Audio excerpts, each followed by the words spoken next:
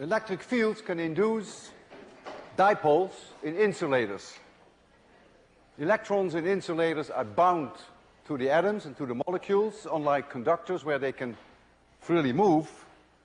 And when I apply an external field, for instance a field in this direction, then even though the molecules or the atoms may be completely spherical, they will become a little bit elongated in the sense that the electrons will spend a little bit more time there than they used to, and so this part becomes negatively charged and this part becomes positively charged, and that creates a dipole. I discussed that with you already during the first lecture, because there's something quite remarkable about this, that if you have an insulator, notice the pluses and the minuses indicate neutral atoms, and if now I apply an electric field which comes down from the top, then you see a slight shift of the electrons. They spend a little bit more time up than down, and what you see now is you see a layer of negative charge being created at the top and a layer of positive charge being created at the bottom. That's the result of induction. We call that also sometimes polarization. You're polarizing in a way the electric charge. Substances that do this, we call them dielectrics, and today we will talk quite a bit about dielectrics. The first part of my lecture is on the web. If you go to 802 web, you will see there a document which describes in great detail what I'm going to tell you right now.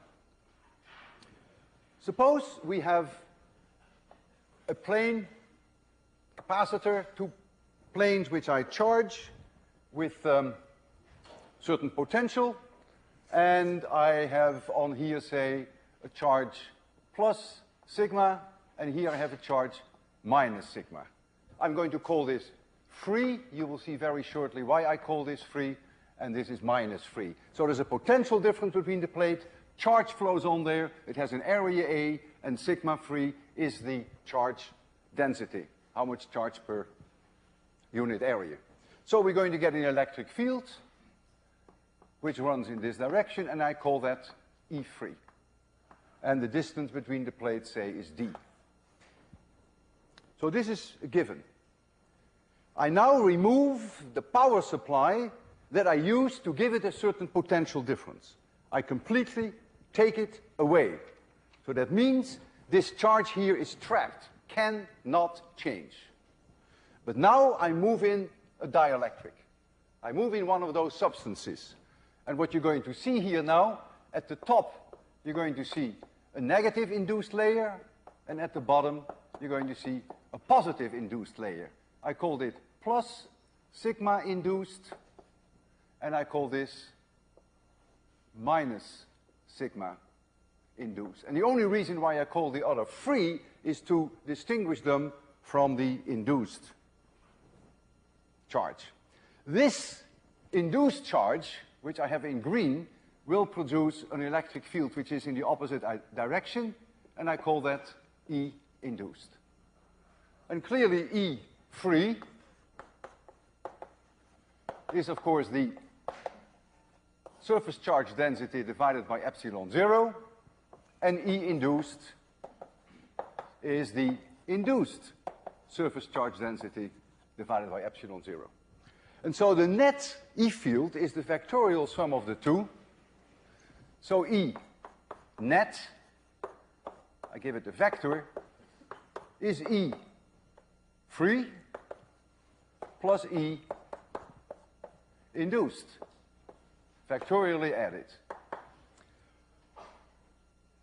Since I'm interested, I know the direction already, since I'm interested in magnitudes, therefore the strength of the net E field is going to be the strength of the E field created by the so-called free charge minus the strength of the E field created by the induced charge. Minus because this E vector is down and this one is in the up direction.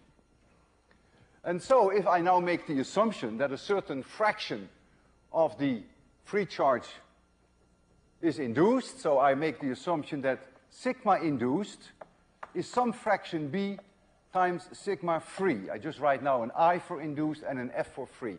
B is smaller than 1, If B were 0.1, it means that sigma induced would be 10% of sigma free. That's the meaning of B. So clearly, if this is the case, then also E of I must also be B times E of F. You can tell immediately they're connected. And so now I can write down, for E net, I can also write down E free times 1 minus B. And that 1 minus B now, we call 1 over kappa. I call it 1 over kappa. Our book calls it 1 over K. But I'm so used to kappa that I decided to still hold on to kappa. And that K, or that kappa, whichever you want to call it, is called the dielectric constant. It's a dimensionless number.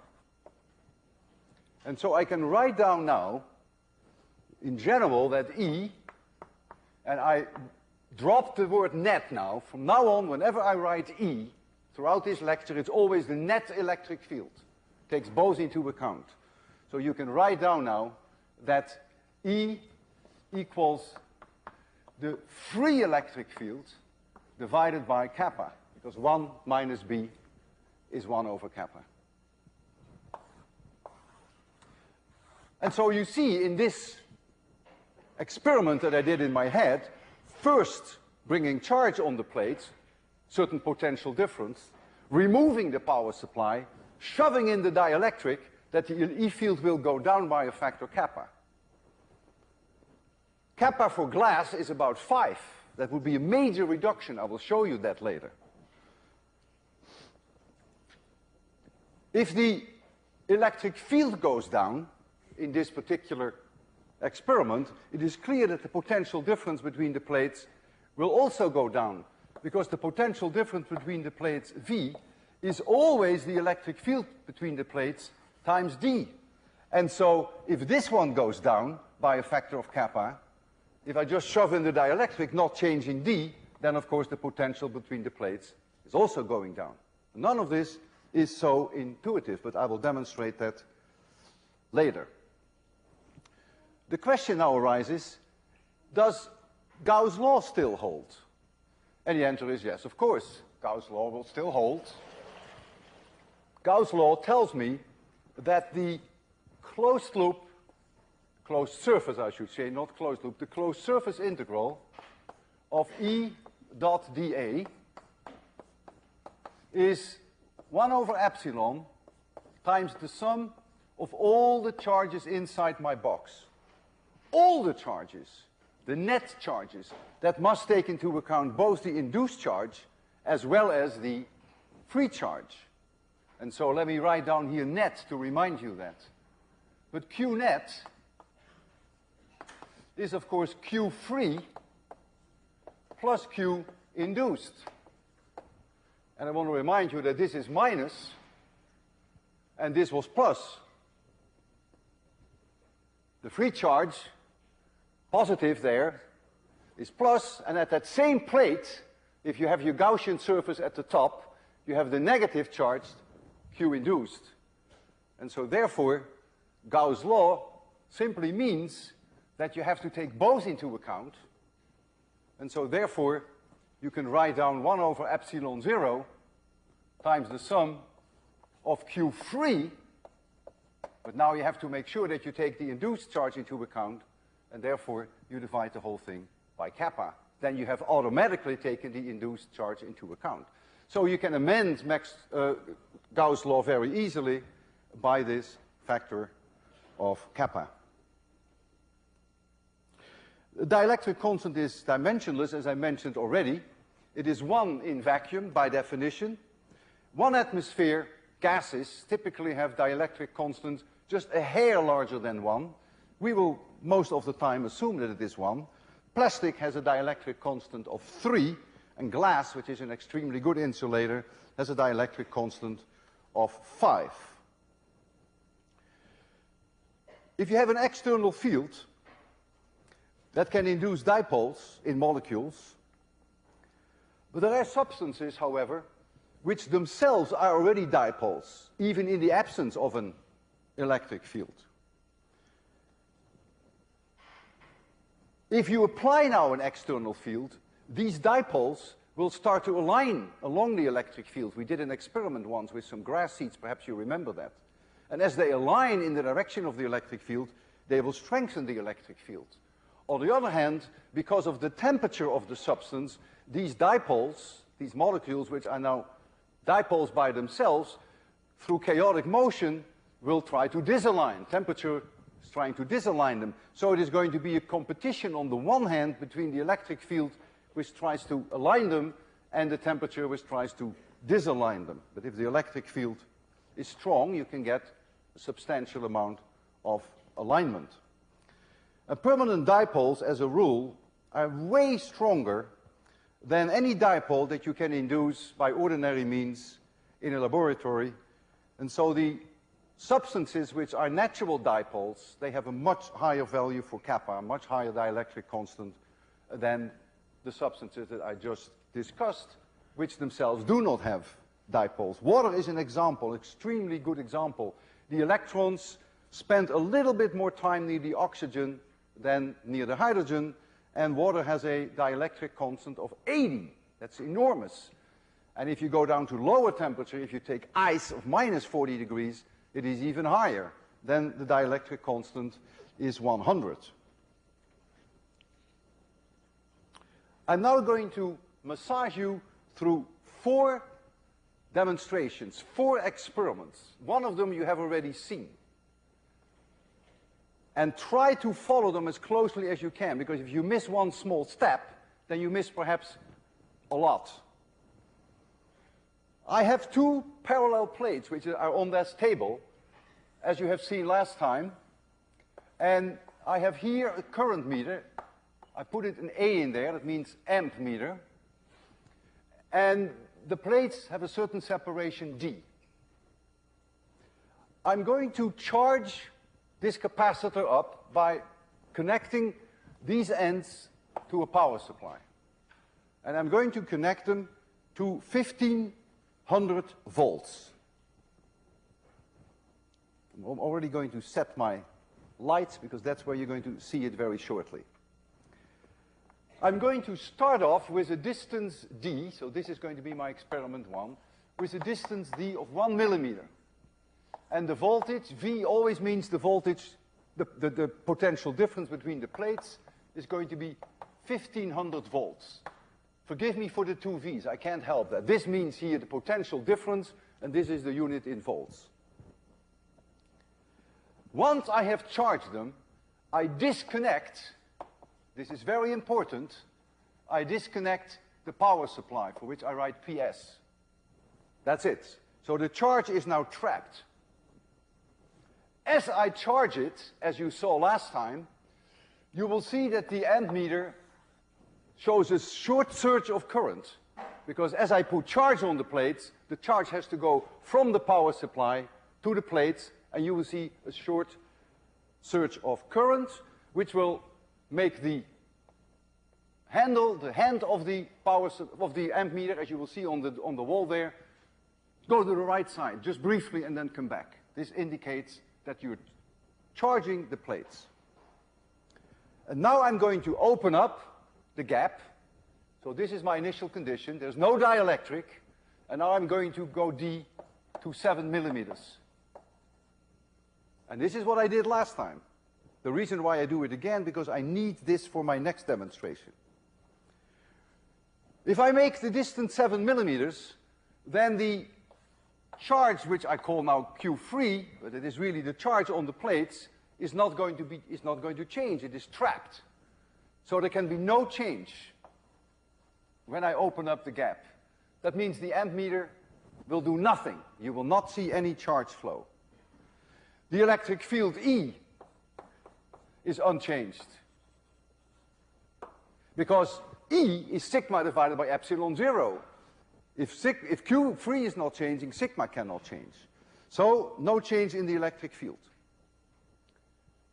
But the potential V is now going to go up by a factor of 7. Because V equals E times D. E remains constant, D goes up, V has to go up. And this is what I want to show you first, even though you have already seen this. And I need the new conditions for my demonstration that comes afterwards. I'm going from 1500 volts to about 10,000 volts. It goes up by a factor of 7. And you're going to see that there. There you see your amp meter.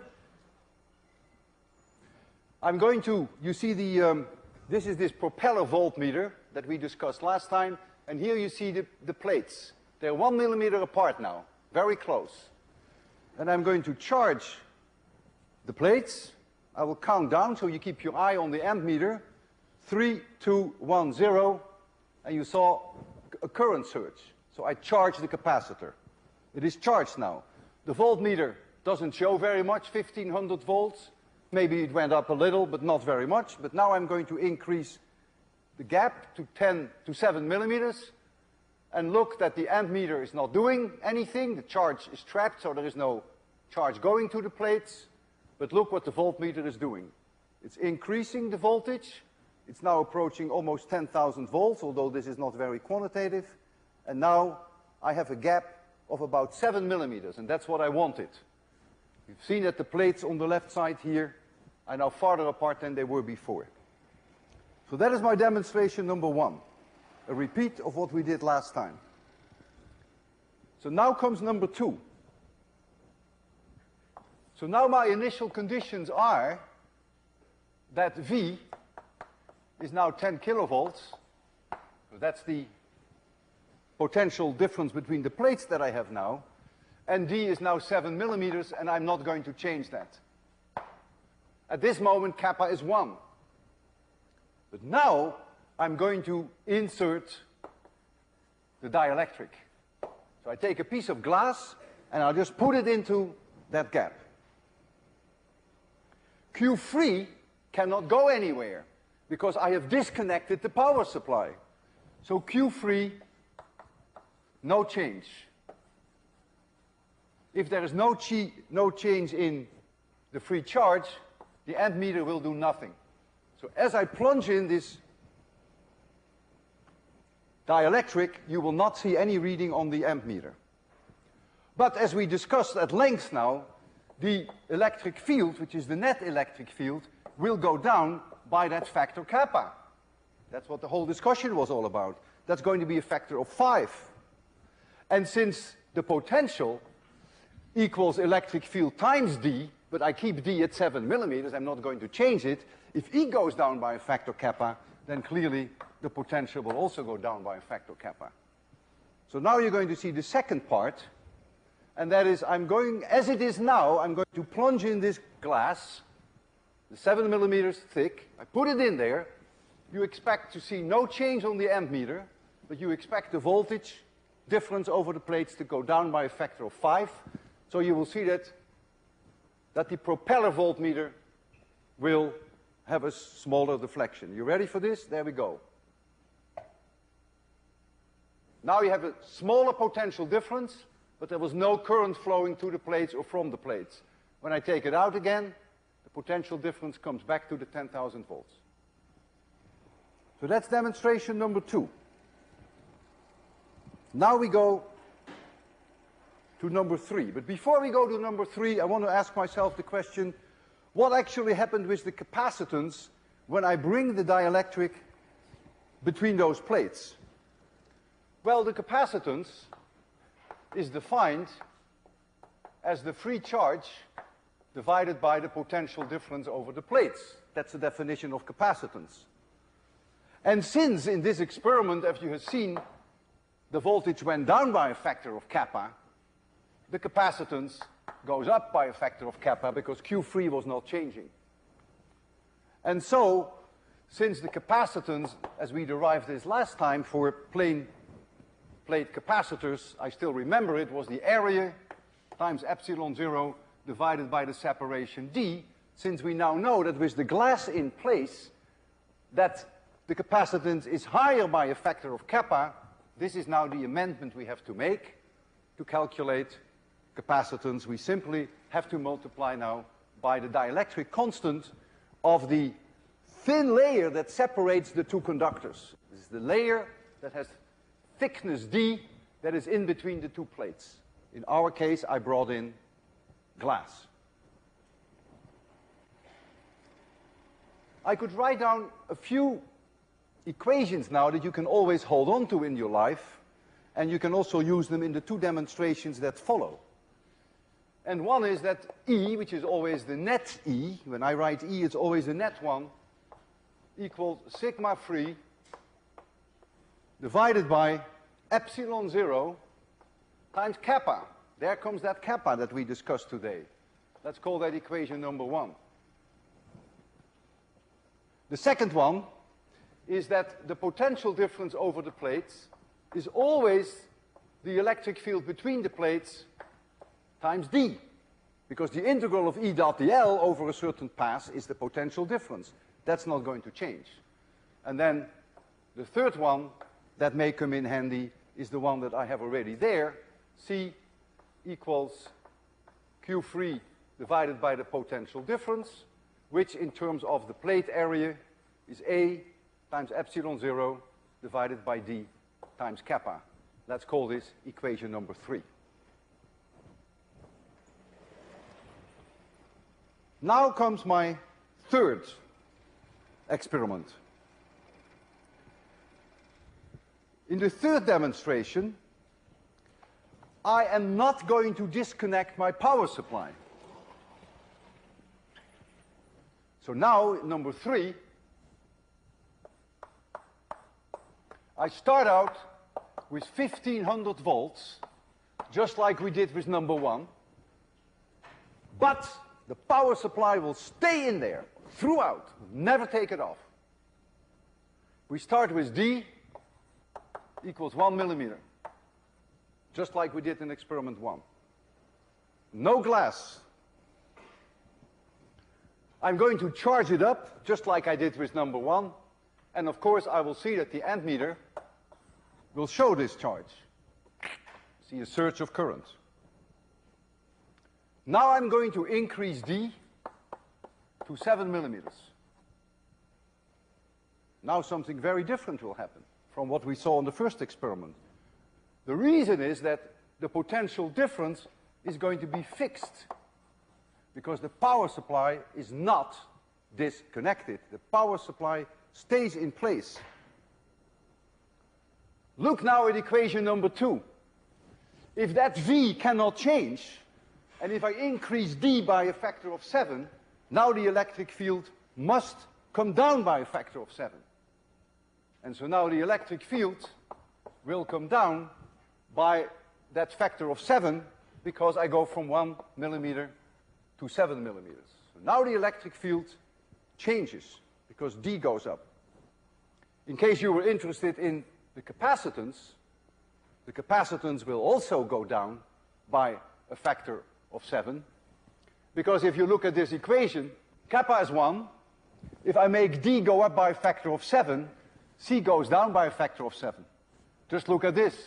Simple as that. So C must also go down by a factor of 7. Nothing to do with dielectric. Nothing. And so Q free must now also go down by a factor of 7, because if the potential difference doesn't change, but if Q free goes down by a factor of 7, if C goes down by a factor of 7, Q free must go down by a factor of 7. This goes down by a factor of 7, this doesn't change, so the free charge goes down by a factor of 7. And what does that mean? That means charge will flow from the plates, away from the plates, and so my ammeter will tell me that charge is flowing from the plates, and so that hand there will go to the left. And so as I open up, depending upon how fast I can do that, charge will flow from the plates in the other direction. The charge will flow off the plates, and that current meter will show you every time that I open it a little bit, it will go to this direction. So let's do that first. No dielectric involved.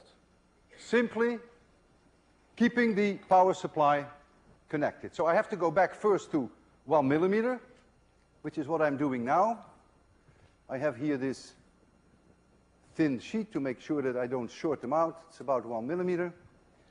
And I am going to now connect the 1500 volts and keep it on. And as I charge it, you will see the current meter a surge to the right, right? That always means we charge the plates. So there we go. Did you see it? I didn't see it because I had to concentrate. Did it go like this? Good. So now it's charged. We don't take this connection off. It's connected with the power supply all the time. And now I'm going to open up. And as I'm going to open up, the potential remains the same. So this voltmeter doesn't give a damn. It will stay exactly where it is because 1500 volts remains 1500 volts. But now, as we open up, we're going to take charge off the plates, and so this I expect to go to the left. Every time that I give it a little jerk, I do it now, it went to the left. I go it now again, I go to 2 millimeter, go to 3 millimeter, go to 4 millimeter, make it 5 millimeter, 5 millimeters, 6 millimeter, and I finally end up at 7 millimeters. And every time that I made it larger, you saw the hand go to the left. Every time I took some charge off. So that is demonstration number 3. Why did I go to 7 millimeters? You've guessed it. Now I want to plunge in the dielectric. So my experiment number 4, I start with 1500 volts. I start with D equals 7 millimeters. And I'm not going to change that. There's no dielectric in place, but now I put the dielectric in. So kappa goes in. What now is going to happen? Well, for sure, V is unchanged because it's connected with the power supply. So that cannot change. What happens with Q3? Look at this equation. When I put in the dielectric, I know that the capacitance goes up by a factor of kappa. C will go up by a factor of kappa. If C goes up with a factor of kappa, and if V is not changing, then Q3 must go up by a factor of kappa. Follows immediately from equation 3. So this must go up by a factor of kappa. What does that mean? That charge will flow to the plates. I increase the charge on the plates, and so my amp meter will tell me that. And so my amp meter will say, aha, I have to put charge on the plates, and so my amp meter will now do this. And that's what I want to show you. The remarkable thing now is that the electric field E, the net electric field E, will not change. And you may say, but you put in a dielectric. Yeah, I put in a dielectric, but I kept the potential difference constant, and I kept the D constant. And since V is always E times D, if I keep this at 1500 volts, and I keep the 7 millimeters, then the net electric field cannot change. It's exactly what it was before. That is the reason why Q3 has to change. Think about that. Because you do introduce induced charges on the dielectric. And you have to compensate for that to keep the E field constant. And the only way that nature can compensate for that is to increase the charge on the plates, the free charge. And so that's what I want to show you now, which is the last part. So I'm going now to put in the dielectric. And what you will see then is that current will flow onto the plates. So the propeller will do nothing. Will sit there, and you will see this one go clunk when I bring in the glass. And then it goes back, of course. There's only a little charge that comes off, and then it will go back. So as I plunge it in, you will see charge flowing onto the plates. There we go. You ready for it? 3, 2, 1, 0. And you saw charge flowing onto the plates. When I remove the glass, of course, then the charge goes off the plates again. You see that now. I've shown you 4 demonstrations. None of this is intuitive. Not for you and not for me. Whenever I do these things, I have to very carefully sit down and think what actually is changing and what is not changing. I have no gut feeling for that. There is not something in me that says, oh yes, of course that's going to happen. Not at all. And I don't expect that from you either. The only advice I have for you, when you're dealing with these cases whereby dielectric goes in, dielectric goes out, plates separate, plates not separate, power supply connected, power supply not connected, approach it in a very cold-blooded way, the real classic MIT way, very cold-blooded. Think about what is not changing, and then pick it up from there and see what the consequences would be. How can I build a very large capacitor, one that has a very large capacitance? Well, capacitance, C, is the area times epsilon 0 divided by D times kappa, which your book calls K. So give K, make K large, make A large, and make D as small as you possibly can. Yeah, but you have a limit for D. If you make D too small, you may get sparks between the conductors, because you may exceed the electric field, the breakdown electric field. So you must always stay below that breakdown field, which in air would be 3 million volts per meter. If you want a very large kappa, you would say, well, why don't you make the layer water in between? That has a kappa of 80. The problem is that water has a very low breakdown electric field, so you don't want water. If you take polyethylene, I just call it poly here, just as abbreviation. Polyethylene has a breakdown electric field of 18 million volts per meter, and it has a kappa, I believe, of 3. Many capacitors are made whereby the layer in between is polyethylene. Although mica would be really superior, be it as it may, I want to evaluate now with you 2 capacitors which each have the same capacitance of 100 microfarad. But one of them, the manufacturer says that you could put a maximum potential difference of 4,000 volts over it. That's this baby. And the other, I go to Radio Shack, and it says you cannot exceed the potential difference not more than 40 volts. Well, if I have polyethylene in between the layers of the conductors, then I can calculate what the thickness D should be before I get breakdown. That's very easy, because V equals ED, and so I put in here 18 million volts per meter, and I go to 4,000 volts, and then I see what I am with D. And it turns out that the minimum value for D, you cannot go any thinner, is then 220 microns, and so for this one, it is only 2.2 microns. You can make it much thinner, because the potential difference is 100 times lower. So you can make the layer 100 times thinner before you get electric breakdown. I want the 2 capacitors to have the same capacitance. That means, since they have the same kappa, and they have the same epsilon 0, it means that A over D has to be the same for both capacitors. So A divided by D for this one must be the same as A divided by D for that one. But if D here is 100 times larger than this one, then this A must also be 100 times larger, because A over D is constant. So if A here is 100, then A is here 1. But now think about it. What determines the volume of a capacitor? That's really the area of the plates times the thickness. And if I ignore for now the thickness of the conducting plates, then the volume of a capacitor clearly is the product between the area and the thickness.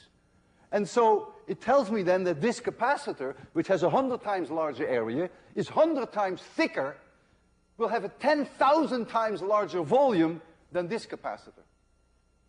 And this baby is 4,000 volts, 100 microfarads.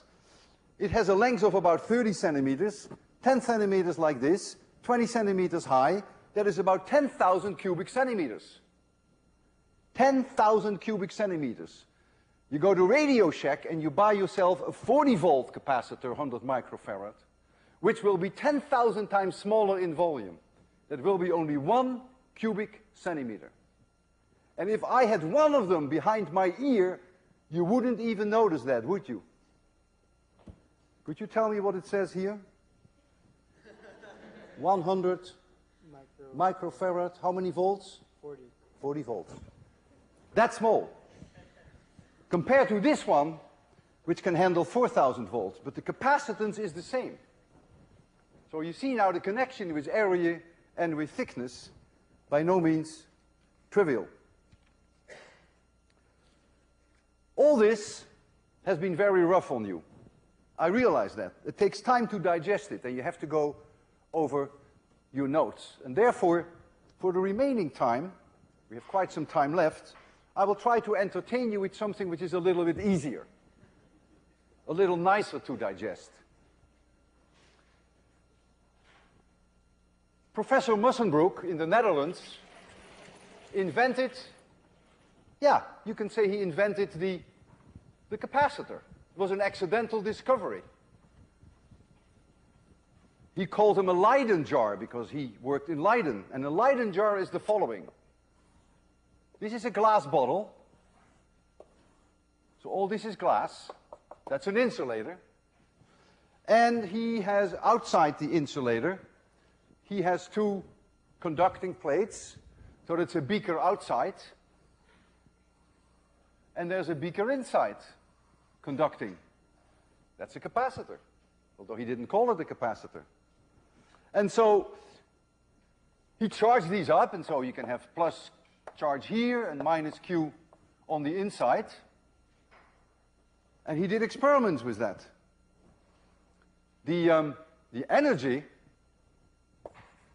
stored in a capacitor, we discussed that last time, equals 1/2 times the free charge times the potential difference. If you prefer 1/2 CV squared, that's the same thing. I have no problem with that, because this C is Q free divided by V, so it's the same thing. What I'm going to do, I'm going to put a certain potential difference over a Leyden jar. I will show you the Leyden jar that we have. You see there. And once I have put on some potential difference, put on some charge on the outer surface and on the inner surface, you can see the outer surface there. The inner one is harder to see, but I will show that later to you. So here you see the glass, and here you see the outer conductor. And there's an inner one too, which you can't see very well. Once I have done that, I will disassemble it. So I first charge it up, so there is energy in there, this much energy. And then I will take the glass out. I will put the outside conductor here, the inside conductor here. I will discharge them completely. I will hold them in my hand, I will touch them with my face, I will lick them, I will do anything to get all the charge off. And then I will reassemble them. Well, if I get all the charge off, all this Q free goes away, there's no longer any potential difference. When I reassemble that baby, then clearly there couldn't be any energy left. And the best way to demonstrate that then to you is to take these prongs, which I have here, conducting prongs, and see whether I can still draw a spark by connecting the inner part with the outer part. And you would not expect to see anything. So it is something that is not going to be too exciting. But let's do it anyhow. So here is this Leyden jar, and I'm turning the Wimshurst to charge it up. I'm going to remove this connection, remove this connection, take this out, Come on.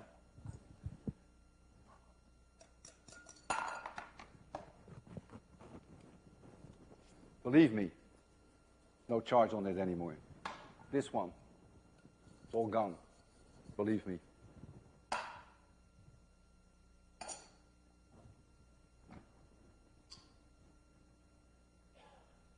There we go. And now let's see what happens when I short out the outer conductor with the inner conductor. Watch it.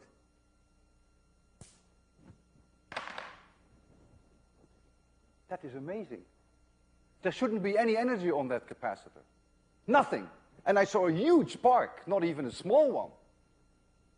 When I saw this first, and I'm not joking, I was totally baffled. And I was thinking about it, and I couldn't sleep all night. I couldn't think of any reasonable explanation. And so my charter for you is to also have a few sleepless nights and to try to come up why this is happening. How is it possible that I first bring charge on these two plates, disassemble them, totally take all the charge off, and nevertheless, when I assemble them again, there's a huge potential difference between the two plates. Otherwise, you wouldn't have seen the spark. So give that some thought, and later in the course, I will make an attempt to explain this. At least that's the explanation that I came up with. It may not be the best one, but that's the only one I could come up with. In the remaining 8 minutes, I want to tell you the last secret, which I owe you, of the Van de Graaff. And that has to do with the potential that we can achieve. Remember the large Van de Graaff? We could get it up to about 300,000 volts. How do we charge a conducting sphere? Well, let's start off with this hollow sphere, which is what the Van de Graaff is. And suppose I have here a voltage supply with a few kilovolts. I can buy that. And I have a sphere, and I touch with this sphere, which is an insulating rod. I touch the output of the few kilovolt supply. And I bring this, so there's positive charge on here, say, and I bring it close to the Van de Graaff. There will be an electric field between this charged object and the Van de Graaff. And the closer I get, the stronger that electric field will be. And when I touch the outer shell, then the charge will flow on the Van de Graaff. I go back to my power supply, I touch again a few thousand volts, and I keep spooning charge on the Van de Graaff. Will I be able to get the Van de Graaff up to 300,000 volts? No way, because there comes a time that the potential of this object, which comes from my power supply, is the same electric potential as the Van de Graaff. And then you can no longer exchange charge. What it comes down to is that when you come with this conductor and you approach the Van de Graaff, there will be no longer any electric fields between the two. So there will be no longer any potential difference. So you can't transfer any more charge. So you run very quickly into a situation which will freeze. You cannot get it above a few thousand volts. So now what you do, and here comes the breakthrough by Professor Van de Graaff from MIT, who now said, I don't have to bring the charge on this way, but I can bring the charge in this way. So now you go to your power supply, a few thousand volts, and you bring it inside this sphere where there was no electric field to start with. When you charge the outside, there's going to be an electric field from this object, and there's going to be an electric field from this object. The net result will be zero in between. There was no electric field inside. If I now bring the charged sphere there, I'm going to get E-field lines like this, problem 2-1. And so now there is a potential difference between this object and the sphere. What I have done, by moving it from here to the inside, I have done positive work without having realized it, and therefore I have brought this potential higher than the sphere. Now I touch the inside of the Van de Graaff, and now the charge will run on the outer shell. And I can keep doing that. Inside, touch. Inside, touch. inside, touch. And every time I come in here, there is no electric field in there. So I can do that until I'm green in the face. Well, there comes a time that I can no longer increase the potential of the Van de Graaff, and that is when the Van de Graaff goes into electric breakdown. When I reach my 300,000 volts, it's all over. I can try to bring the potential up, but it's going to lose charge to the air. And so that is ultimately the limit of the potential of the Van de Graaff. So how does the Van de Graaff work? We have a belt, which is run by a motor. Here is the Van de Graaff. And right here, through corona discharge, we put charge on the belt. They're very sharp points, and we get a corona discharge at a relatively low potential difference, goes on the belt goes here, and right here, there are two sharp points which through corona discharge take the charge off. On the inside, that's the key. And then it goes to the dome, and then it charges up to the point that you begin to hear the sparks and that you have breakdown. And I can demonstrate that to you. I built my own Van de Graaff, and the Van de Graaff that I built to you is this paint can. I'm going to charge that paint can by touching it repeatedly with a conductor, and the conductor has I'm going to touch the conductor with a few thousand volt power supply every time. This is the power supply. Turning it on now. And you're going to see the potential of the Van de Graaff there. That is a very crude measure for the potential on the Van de Graaff, but very crudely, when it reads a 1, I have about 10,000 volts. This is the probe that I'm using for that. A 2 reads 20,000 volts. My power supply is only a few thousand volts. So that's not very good. Well, I will first start charging it on the outside to demonstrate to you that I very quickly run into the wall that I just described. That if they have the same potential, then I can no longer transfer charge. But then I'm going to change my tactics, and then I go inside. And then you will see that it will go up further. So let's first see what happens if I now bring charge on the outside. There it goes.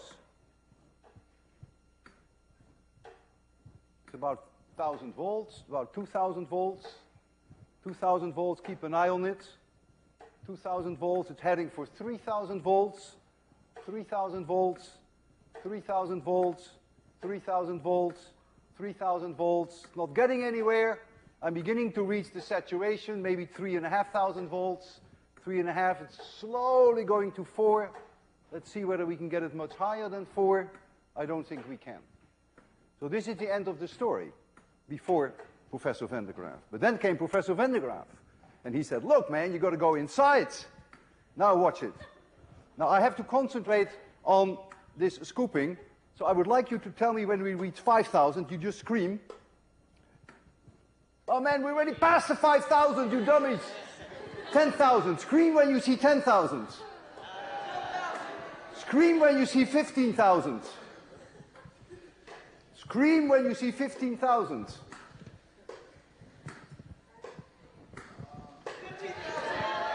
Very good. Keep an eye on it. Tell me when you see 20,000.